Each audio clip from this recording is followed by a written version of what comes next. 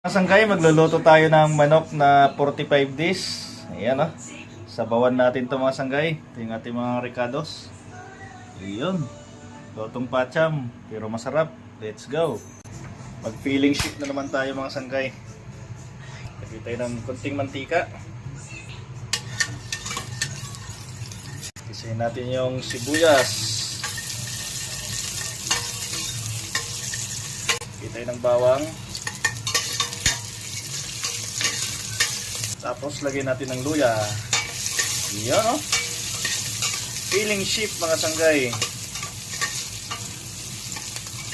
Yan, ibuhos na natin ang ating 45 days na manok.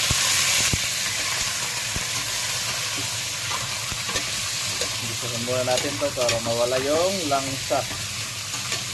Alright.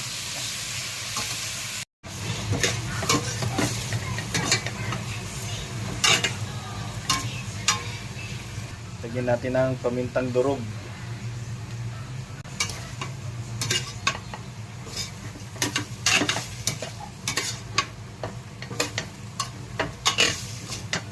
Pwede na rin natin igisa yung sayote. Labay ko na para malambot na mamaya.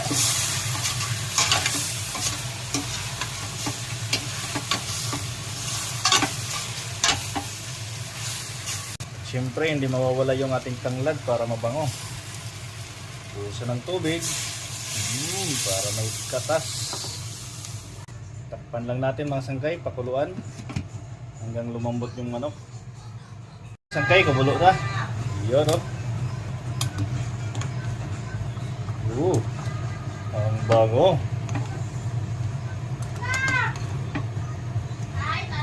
Yes. Ngayon lagyan natin ng asin. Kunting pampalasa.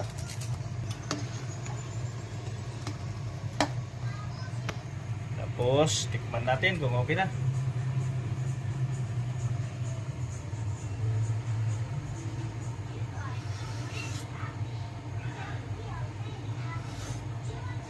Panalo mga sangkay kahit 45 days ang sabaw. Sarap.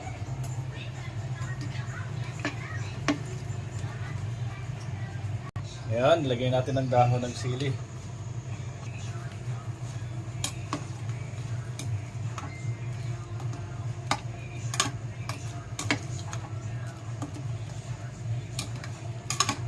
Okay na mga sanggay. Ready to chow. Let's go.